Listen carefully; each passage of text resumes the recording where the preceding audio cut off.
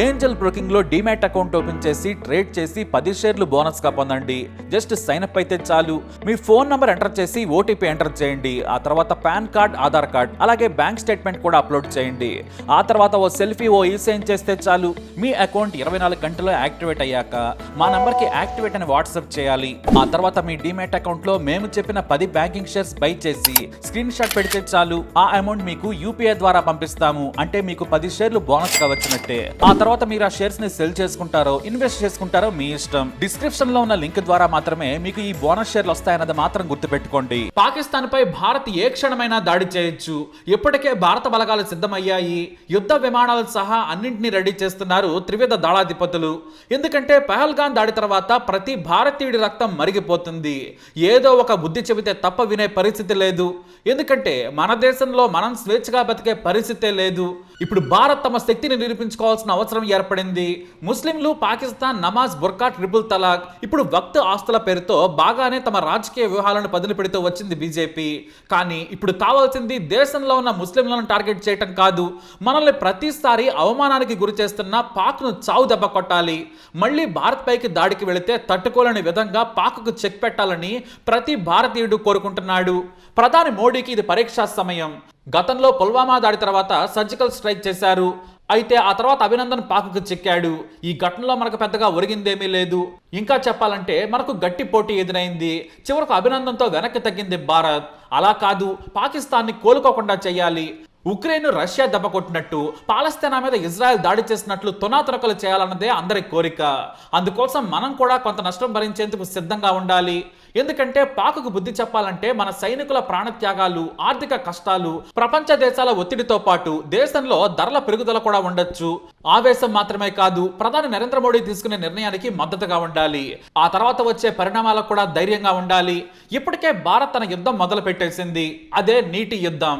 ఎందుకంటే ఎక్కడ కొడితే పాక్కి కోరలు పల్చనవుతాయో అక్కడే కొట్టింది భారత్. ఇది పరోక్ష యుద్ధమే. పైగా ఇది యుద్ధం కంటే పెద్దదని చెప్పొచ్చు. సింధు నదీ జలాల ఒప్పందాన్ని నిలిపివేస్తూ భారత్ నిర్ణయం తీసుకుంది. ఈ నిర్ణయంతో ఎప్పటికిప్పుడు పాకిస్తాన్కు ఏమీ నష్టం ఉండదు. ఎందుకంటే నీళ్ల నాపడానికి మనకేమీ ప్రాజెక్టులు లేవు. ప్రపంచ బ్యాంకు మధ్యవర్తిత్వంతో భారత్, పాకిస్తాన్ల మధ్య ఒప్పందం కుదిరింది. 1960లో ప్రధాని నెహ్రూ, పాక్ అధ్యక్షుడు ఆయుబ్ ఖాన్లు సంతకాలు చేశారు. ఈ ఒప్పందం ప్రకారం సింధు ఉపనదుల్లో తూర్పున పారే రావి, బియాస్, సట్లైజ్ నదులపై భారత్కు హక్కులు లభించాయి. పశ్చిమ వైపున సింధు ఉపనదులైన జీలం, చీనాబ్కు హక్కులు దక్కాయి. అయితే ఒప్పందాల సమయంలోనే స్నేహపూర్వక పరస్పర సహకారాలతో మంచి వాతావరణంలో నీళ్లు పంచుకోవాలని నిర్ణయం తీసుకున్నాయి. కానీ ఆ మంచి వాతావరణాన్ని పాకిస్తాన్ చెడగొట్టేసింది. దీంతో ఈ ఒప్పందం నుంచి భారత్ వైదొలిగింది. గతంలో ఎన్ని తీవ్రవాద చర్యలు చేసినా మానవతా దృక్పథంతో కొనసాగించింది భారత్.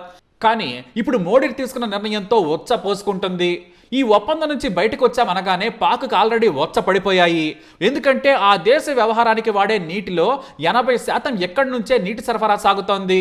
ప్రధాన నగరాలైన కరాచీ, లాహోర్, ఇస్లామాబాద్లకు కూడా తాగునీరు ఎక్కడి నుంచే వెళుతుంది. మొత్తంగా పాకిస్తాన్ జీడిపిలో 25% ఈ నదుల నుంచే. వ్యవసాయానికి ఇది ఎంతో కీలకం. మనం పాకిస్తాన్ ఇప్పుడే నష్టపరచలేం. కానీ మెల్లిగా ఈ ప్రాజెక్టులన్నిటిని మళ్లించే పనులు చేపట్టొచ్చు.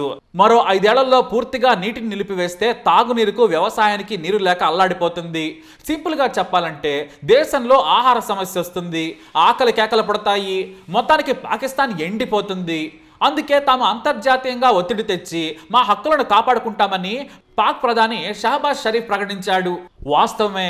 కానీ ప్రపంచ బ్యాంకు సహా ఏ అంతర్జాతీయ కోర్టులు తీర్పులు ఇచ్చినా కూడా భారత్ అప్పుడు పట్టించుకోదు. ఎందుకంటే మనం వాటి పరిధిలో లేము. మనల్ని ఆదేశించలేరు. అందుకే పాకిస్తాన్కి ఉచ్చ పడిపోతుంది. ఇది దేశ నాడి మీద దెబ్బతీస్తుంది. ఇక రెండో యుద్ధం, సైనిక దాడి. ఎలా చెయ్యాలి, ఎటువైపు నుంచి మొదలు పెట్టాలనే దానిపై వ్యూహాలు రచిస్తున్నారు త్రివిధ దళాధిపతులు. ఇటు ఎయిర్ ఫోర్స్ కూడా సిద్ధమవుతోంది. ఇప్పుడు రాఫెల్ యుద్ధ విమానాలు ఉండడంతో పాకిస్తాన్ దగ్గర ఉన్న F-15లతో ఆడుకుంటాయి. గతంలో ఒకదాన్ని మనం కూల్చేశాం. ఇంకా పాకిస్తాన్ దగ్గర 2 డజన్ల వరకు ఉన్నాయి. కానీ వాటి మెయింటెనెన్స్ కూడా సరిగ్గా లేదు. ఇప్పుడు భారత్ రాఫెల్ యుద్ధ విమానాలతో పాటు మన దగ్గర ఉన్న వాటితో మెరుపు దాడులు చేసే అవకాశం ఉంది. ఇక సరిహద్దు వైపు నుంచి కూడా లోనికి చొచ్చుకెళ్లే అవకాశం ఉంది. అయితే సరిహద్దు కంచె నుంచి యుద్ధం చేస్తే పెద్దగా ఉపయోగం ఉండదు. భారత దళాలు చొచ్చుకెళ్లి పీఓకేని దాటి తరిమి కొట్టాలి. పాక్ భూభాగంలో ఉన్న వాటిని ఆక్రమించుకోవాలి. అప్పుడే మనకు భద్రత ఉంటుందనేది నిపుణుల మాట. కానీ మన దేశం ఏ మేరకు యుద్ధం చేస్తుంది, వాటి ప్రణాళికలు ఏంటనేది కూడా ముందు ముందు తెలియనుంది. దాడులు మాత్రం ఖచ్చితంగా ఉంటాయి, కానీ అవి ఏ మేరకు అనేది చూడాలి. అయితే భారత మెరుపు దాడులు చేస్తుందన్న భయంతో పాకిస్తాన్ తన సైన్యాన్ని సరిహద్దులకు తరలిస్తోంది. క్షిపణి పరీక్షలు కూడా నిర్వహిస్తోంది. ఎందుకంటే మేము కూడా సిద్ధంగా ఉన్నామని చెప్పడానికి. క్షిపణులు ప్రయోగించే యుద్ధమే జరిగితే పాకిస్తాన్ విధ్వంసం ఖాయం.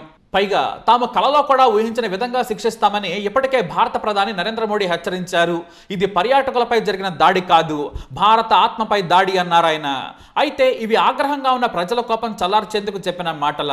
నిజంగా పాకిస్తాన్ని శిక్షిస్తారా అనేది మాత్రం యావత్ దేశం ఎదురు చూస్తున్న విషయం. ఏదైతే అది జరిగింది, పాకిస్తాన్ మాత్రం చావు దెబ్బ కొట్టాలని కసిగా కోరుకుంటున్నారు ప్రజలు. అయితే భారత్ పాకిస్తాన్ యుద్ధం జరిగితే మాత్రం ప్రపంచ దేశాలు రెండుగా విడిపోయే ఛాన్స్ ఉంది. భారత్కి మద్దతుగా అమెరికా, రష్యాలుంటాయి. ఇతర చిన్న దేశాలు కూడా మన వైపే ఉంటాయి. కానీ పాకిస్తాన్కు చైనా, టర్కీతో పాటు కొన్ని అరబ్ కంట్రీస్ కూడా మద్దతు పలికే అవకాశం ఉంది. అయితే వాటి ప్రభావం తక్కువే. అలానే అంతర్జాతీయ ఒత్తిళ్లకు లొంగి యుద్ధాలు ఆపే పరిస్థితులు అయితే ఇప్పుడు లేవు. ఐక్యరాజ్య సమితి యుద్ధం ఆపాలని చెబితే ఇజ్రాయెల్ వినలేదు, అటు రష్యా కూడా లెక్క కూడా చేయలేదు. ఇప్పుడు భారత్ కూడా అంతే. మన దేశాన్ని కాపాడుకునేందుకు, మన గౌరవాన్ని కాపాడుకునేందుకు పాకిస్తాన్ దెబ్బ తీయాల్సిందే. ఏ క్షణమైనా సరే భారత్ దాడి చేసే అవకాశం ఉంది. ముఖ్యంగా వైమానిక దాడులతో భీకరంగా విరుచుకుపడే ఛాన్స్ ఉంది. అయితే పాకిస్తాన్ నుంచి కూడా మనకు ఖచ్చితంగా అడ్డంకులు వస్తాయి. వాళ్ళు కూడా పోరుకు దిగుతారు. కానీ ఇటు నేలపై అటు ఆకాశంలో రెండు వైపులా ముప్పేట దాడి చేయాలి.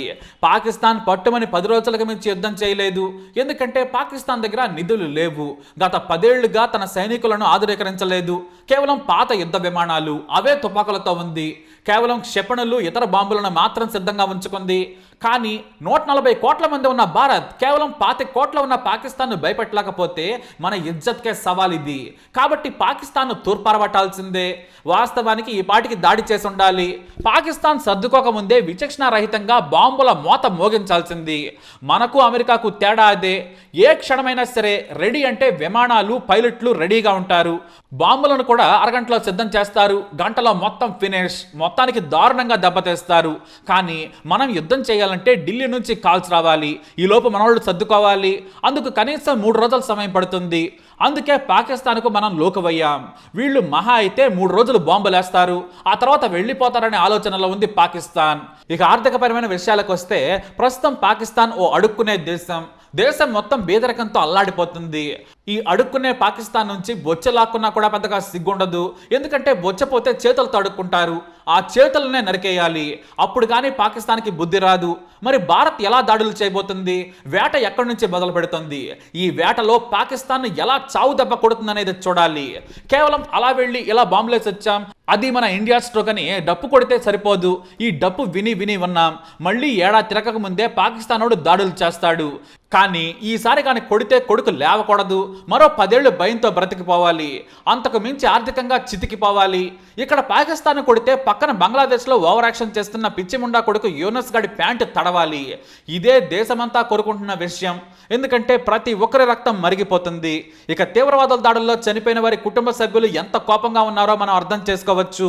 మన తోటి భారతీయులను చంపితే మనకు ఎంత బాధగా ఉందో వారికి ఇంకా ఎక్కువగా ఉంటుంది. 2025లో కూడా ఇంత సాంకేతిక పరిజ్ఞానం వచ్చినా కూడా పాకిస్తాన్ మెడలు వంచకపోతే వేస్ట్. అమెరికా వాళ్ళు అమెరికాలోనే కూర్చొని ఆకాశంలో డ్రోన్లు ఎగరేసి అల్లాడించేస్తున్నారు. మనం కూడా డ్రోన్లతో వణికించాలి. దారుణంగా చేతికి మట్టంటకుండా పాకిస్తాన్ బిక్కుబిక్కుమని బతికేలా చేయాలి. మరి మన మోడీ సర్కారు ఖచ్చితంగా చేస్తుంది. ఎప్పుడు చేస్తుంది, ఇంకా ఎంత సమయం ఉంది అనేది మనం వేచి చూడాల్సిందే. జై హింద్.